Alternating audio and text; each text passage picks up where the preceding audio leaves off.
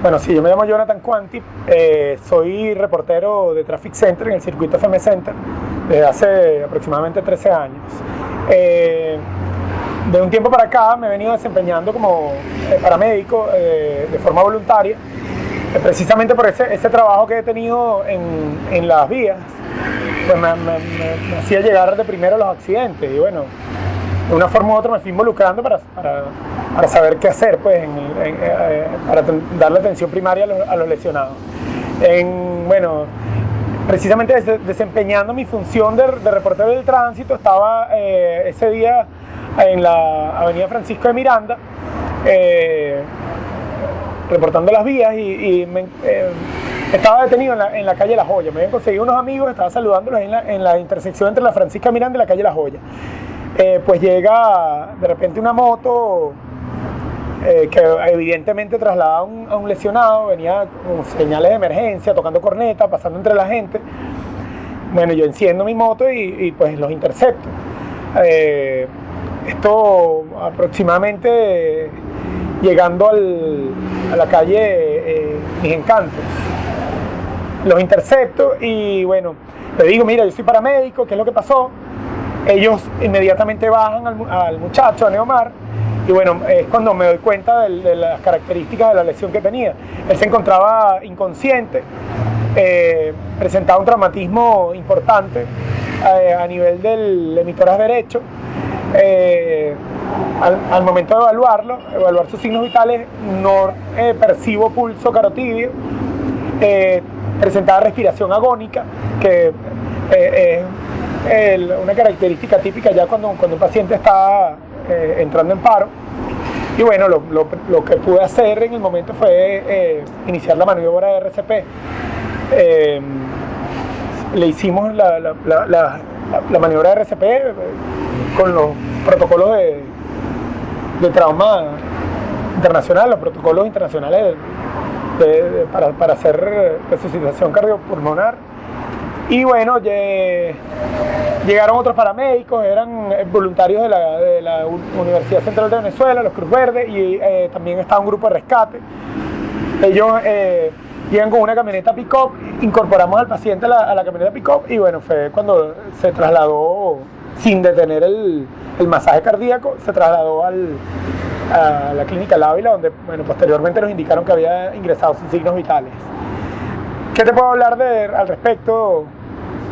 Fue una lesión considerable, tenía una gran disrupción de tejido, no solamente de la piel, del tejido muscular, sino que también el traumatismo fracturó los arcos costales, se veían los arcos costales expuestos.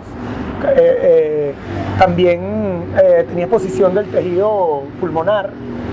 Inclusive al momento de aplicar el masaje cardíaco, la ventilación que se producía en los pulmones salía por la lesión.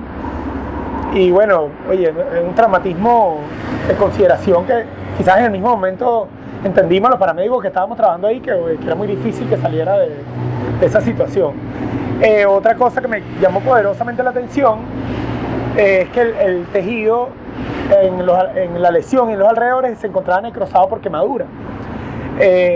Cosa que nos hizo, una vez que trasladan al paciente en la camioneta, con los que nos quedamos ahí, los paramédicos que actuamos, nos quedamos hablando y yo les comentaba que no parecía un traumatismo de bomba lacrimógena, a pesar de que era lo que se recogía entre los muchachos que estaban con él. Inclusive yo luego, hablando con uno de los muchachos que estaba con él y que lo acompañó hasta la clínica El Ávila, me decía, no, es que le pegaron una lacrimógena.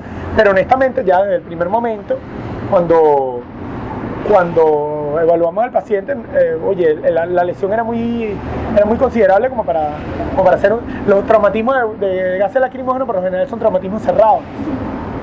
Y esto pues tenía todas las características de una explosión y inclusive eso lo hablamos, parecía una detonación. Ahora, no podría decir qué tipo de artefacto detonó. Sería osado, arriesgado decir, mira, no fue esto, fue lo otro, porque no lo conozco. Eso tienen que hacerlo precisamente los forenses, los expertos en el tema, que hacen análisis químicos y pues determinan qué tipo de artefacto fue el que detonó.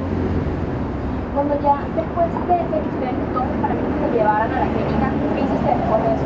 O sea, Fíjate, a él lo llevan para la clínica de Ávila en la camioneta. Yo, o sea, tenía absolutamente los brazos contaminados, la ropa. Trato de hacer un tanto de asepsia dentro de lo que se podía. Y oye, tenía material que se había ido con el paciente. Al paciente también le colocaron oxigenoterapia, los paramédicos que llegaron también, acabo de recordar. ¿oxigenoterapia? Sí, le pusieron oxígeno también como parte del protocolo de la reanimación. Nada, yo me regreso, o sea, yo recojo mis equipos, los coloco nuevamente en la motocicleta y me dirijo a la clínica del Ávila inmediatamente a recuperar el dispositivo bolsa máscara que se lo habían llevado en la pick-up. Y bueno, precisamente llegué a la clínica del Ávila y fue cuando entré a la sala de emergencia y me percaté que ya había sido declarado fallecido. Sí. Le pregunté al personal enfermero de la clínica y me manifestaron que había entrado ya sin signos vitales. Y ya en la clínica, ¿cuál fue el resultado final? O sea, ¿qué fue lo que terminaron de decir? Eso fue lo que no, es que bueno, en la clínica yo no recabé esa información y creo que honestamente no era el momento tampoco de hacerlo. Porque eso ya lo que te digo, lo determina una autopsia, pero sin duda el paciente estaba en paro cardiorrespiratorio. Otra cosa que me percaté cuando hice la atención es que al momento de realizar el masaje no solamente se evidenciaba el daño pulmonar, que era considerable por lo que te acabo de comentar, que la ventilación escapaba por el pulmón lesionado, sino que además al momento de hacer el masaje, la volemia del paciente se expulsaba el área cercana al corazón. No podría decirte qué arteria estaba lesionada o si era una parte del corazón que estaba lesionada, pero sin duda había un compromiso vascular considerable que quizás ese masaje que estábamos haciendo no permitía que distribuyera la volemia hacia la perfusión sanguínea hacia el cerebro. Entonces no podía ser un masaje efectivo. Sin embargo, cuando ya tú lo interpretaste y llegó a ti, todavía estaba vivo. Todavía estaba agónico. Okay. ¿A qué me refiero? No tenía pulso carotídeo, que fue lo primero que evalué, pero tenía respiración agónica, que jadeaba. Esa es una característica ya, pues precisamente de esos instantes. ¿Y en algún momento es posible que en algún paciente esté teniendo una respiración agónica y ese paciente sobreviva? Claro. O sea, ¿cómo te explico? Para eso son los protocolos, precisamente para salvar vidas. El protocolo de la resucitación cardiopulmonar, precisamente se lleva a cabo para eso. Inclusive, los paramédicos que llegaron después tenían un DEA, que es un desfibrilador. Lo que pasa es que un desfibrilador portátil, lo que pasa es que la lesión era tal, como te digo, que el masaje no era efectivo porque no le estaba distribuyendo la volemia correctamente hacia el cerebro. Otra cosa que ha pasado desapercibida, que yo sí me percaté, es que el paciente tenía una lesión en tráquea. No era una lesión tan considerable, pero sin duda alguna tenía una lesión en tráquea, una herida abierta, profunda, no te podría decirte cuánto, pero aparte de la lesión en tórax, que era la importante, también se presentaba esa lesión en tráquea que ha podido también influir también en el desenlace del paciente. Obviamente no fue lo que causó el desenlace, pero también puede estar relacionada. ¿Y esa lesión puede haber sido también una consecuencia de la explosión? Podría ser de la explosión, podría ser cualquier cosa, podría ser cualquier cosa.